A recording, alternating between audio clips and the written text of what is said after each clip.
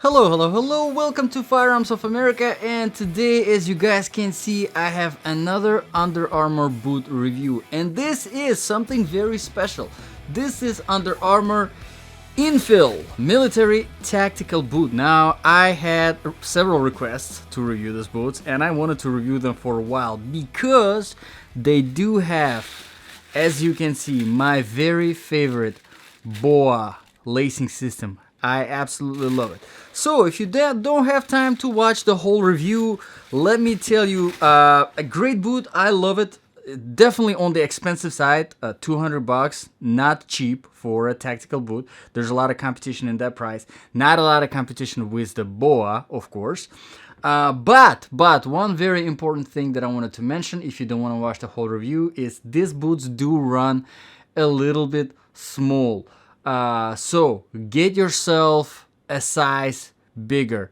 I would recommend starting with a half a size bigger, but probably the whole size bigger would be appropriate. But be prepared to get them and return them because they are small, unfortunately. That's the only thing. And if you do have time to watch the whole review, let's get into it. As some of you already know, this review is specifically for my Ultimate Survival Boots section. Basically, if this was your last boot that you had in your house that you put on, something bad happened, and you had to leave your house, you had to walk, you had to run for extended periods of time, would this be a good boot to survive in? Do all the survival stuff? Well, let's get into it. How do we make the judgment? We make our judgment based on 8 different criteria. So let's start with it. Criteria number 1, of course, the comfort level.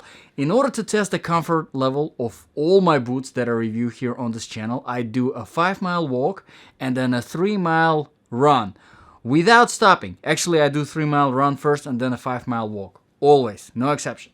The total wear time is about 7 to 8 hours. So a lot of wearing, a lot of moving around in the boots that I'm testing. Let me tell you guys, I am very, very impressed with the comfort level of this boot. It's definitely very comfortable to run in, obviously, and of course to walk in long distances.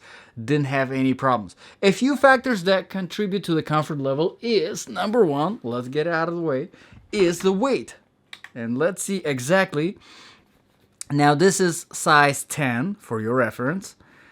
And as you can see, well below 20 ounce, 15.6. And I always mention here on this channel, 20 ounce is that mark for one boot, is where below 20 ounce, you don't really notice that much weight whenever you're running. Anything above 20 ounce can get pretty tiring after a mile or two. You definitely feel that weight. But 15.6 I think is a really good weight for a tactical mid-sized boot. Another factor that contributes to the comfort level is of course the inner sole. And let me take it out just to help you have the visual of it, how it looks. And as you can see, nothing crazy about it, nothing special. It does have a nice shape to it, and heel does have some extra padding to it. Very nice, firm, jelly feel. Definitely helps on to take the impact, especially whenever you're running. Now, another plus to this boot is even whenever you take out the inner sole, you still have a nice jelly layer of cushioning inside, which is not standard. It's not very usual. Typical, it goes straight into the hard rubber, into the outsole. But here you do have the extra layer, which does help to take on a lot of impact whenever you're running. Now, another factor that contributes to the comfort level is the flexibility of the bottom sole. And as you can see, it is very flexible. You don't really need to put any effort in order to bend it. So what it allows you to do, it allows you to run properly in this boot without putting stress on your heels, and obviously without transferring that stress to the ankles and to the knees. But even if you do run improperly, and usually that happens whenever you get tired, you start running properly, and then after about several miles, you know, 3, 4, 5 miles, you start to get tired and you start running improperly. Even then, because you have a good amount of protection, definitely takes on. One more thing I wanted to mention about the inner sole, before I forget, is actually Ortholite, which I'm a big fan of Ortholite inner soles.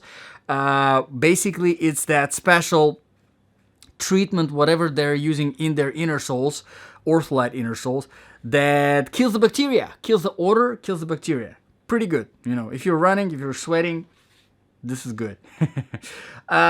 There is another factor that I wanted to mention that contributes to the comfort level here, and it is the cushioning inside of the toe box of this boot, which this one does have it. And again, it's not something that you come around often, but here you do have a little bit of that cushioning on the top, which is really good, because whenever you're running, if your toe is wobbling around in there and hitting the top, if it's not soft like here, you definitely do feel that fatigue after some time. So very important. Okay, so down with the comfort level. Overall, I am a big fan of the comfort level of these boots. As long as you get them in the right size, you will love the comfort level. Let's move on to the criterion number 2, which is the proofing and protection. Now, these boots, let's get it out of the way. They are not waterproof.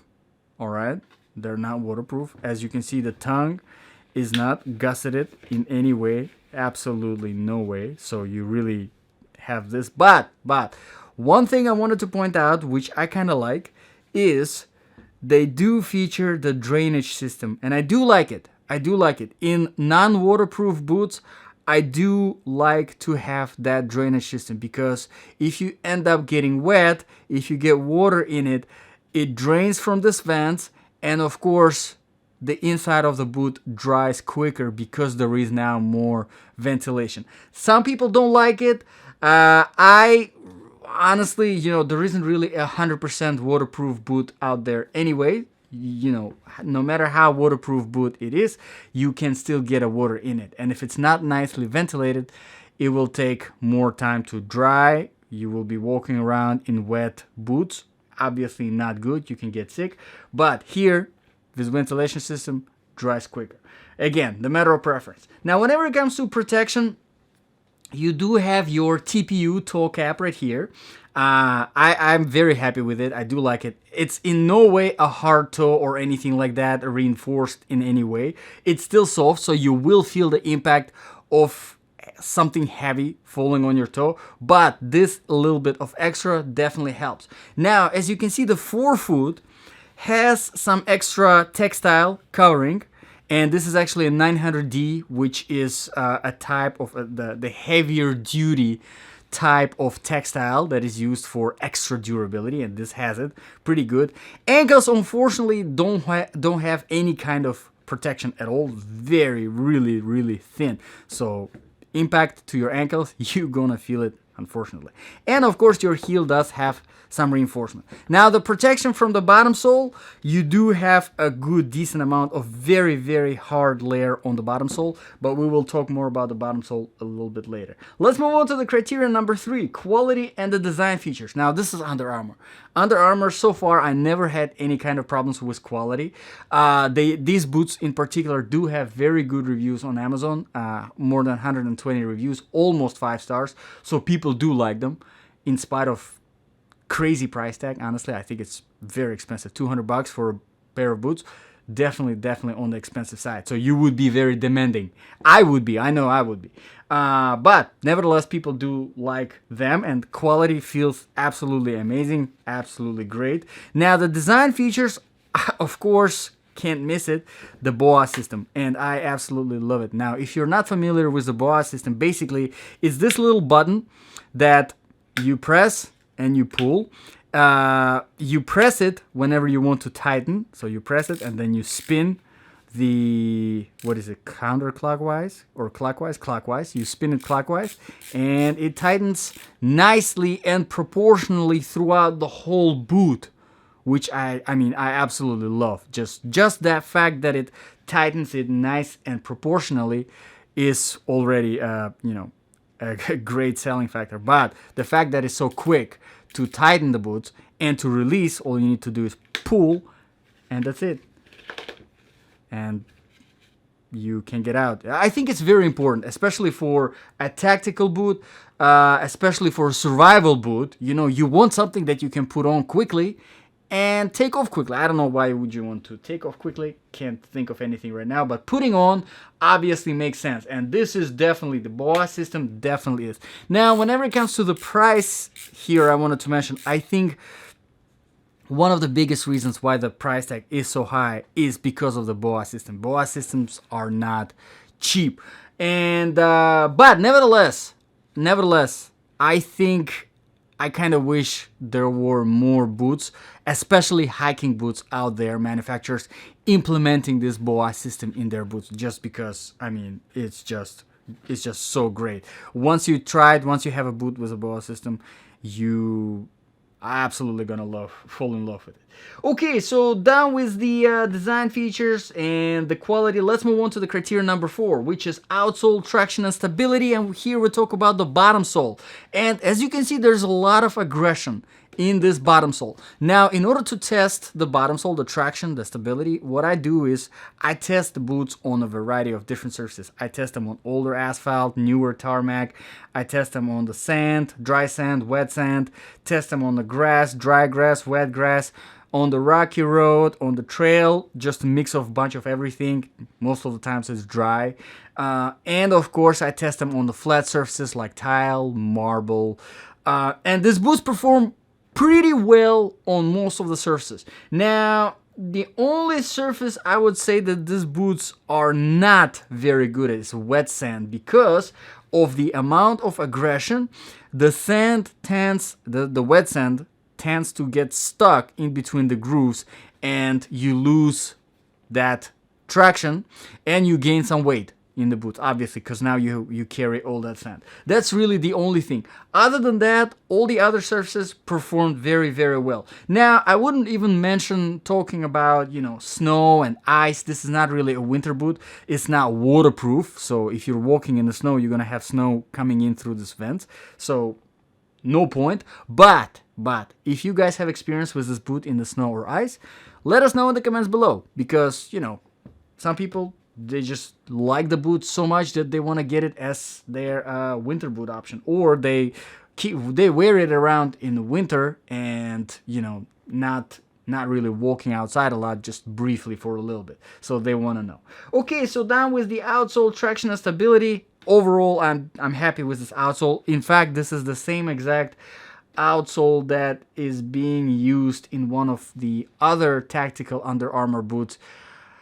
I believe, if I'm not mistaken, that was, I don't remember the name, but I did review those boots. Check them out. One of the most recent reviews for Under Armour boots. Check it out. Very similar boot, kind of sneaker looking like.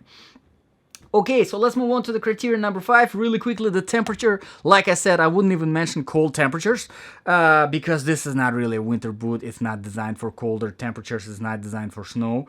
But in the hot temperatures, I absolutely love it. If you are getting this boot for a hot climate, Florida, for example, where I live, you're gonna absolutely love it. A lot of breathability. One of the things, thanks to this vent, and because it feels so light, you just no problems with it. And plus, you do have the Ortholite inner sole, which helps if you do get, you know, if you do run for a long time and your feet sweat. You do have the Ortholite inner sole to take care of that. Pretty good. So let's move on to the criteria number 6. Again, briefly, the sizing. Again, these boots do run small. Keep in mind. Now, I always recommend getting a boot half a size bigger than your normal shoe size. For example, my normal shoe size that I'm wearing is 9.5, right? And I always get all my boots in size 10. You do want a little bit of that extra space in the toe box whenever you're running, or especially whenever you're going down the hill. You do want to have a little bit of that extra space to kind of protect you from, you know, your toe hitting the front of the toe box, because that fatigues you really quickly. Here with these boots, I would recommend possibly going the full size bigger because they do run small. Keep that in mind. Alright, let's move on to the criteria number 7, the balance of application. Basically, if this really was the last boot that you had in the closet, or you were wearing it, and something bad happened, natural disaster, war, I don't know, whatever, pandemic, and you had to run and walk, maybe to a different state, running or walking, fighting on the way, climbing, doing whatever you need to do to survive, right? Would this be a good option? I think if you're planning this boot to be your summer, right, or hot climate, if you live, for example, in Florida or somewhere hot, and you're planning this boot for your warm weather survival situation, I think it's a pretty good option. I absolutely do love the BOA system. Just try it and you're gonna fall in love with it. I do absolutely love the comfort if you get them in the right size, and the lightness. Now, for some people, it might be a little bit lack of protection, not enough protection, but it really comes down to personal preference. Do you prefer more mobility, or do you prefer more protection? Because with more protection comes obviously more weight, and with more weight, you lose that mobility, that speed. So, what is it gonna be? Overall, if you're planning it for warm weather, I think that's a pretty good option. Probably even in the top 20 options for the warm weather. Now let's move on to the last criterion. Criterion number 8, the price. Now, like I said, the price of this boot is bitey, pretty bitey. $200, $199, currently on Amazon, size 10. Might be able to find it a couple dollars cheaper here and there, but this is a newer release from Under Armour, so prepare the price to be there for a while, at least until they release an updated version or something newer fashion line. Definitely on the expensive side. Again, one of the reasons why it is on the expensive side is because of this BOA system. This is just an expensive system. Is there a lot of options out there? Definitely. There's a lot of options out there in the 200 price range. A lot of good boots, military tactical boots, but not a lot of options with the BOA system. So again, it comes down to if you want to have a BOA system on your boot, this might be a really good option, because there is really not a lot of options out there with the BOA system. So what do you guys think about this boot? Would you consider for your ultimate survival? Would you consider for your military tactical needs? What do you think about the BOA system? Let me know in the comments below. If you do have any requests for reviews, drop them in the comments below. I put them in my special to-do list, and if I come around the boots, I definitely get them. Thank you very much, guys, for watching. This was Firearms of America. I'll see you guys in the next video.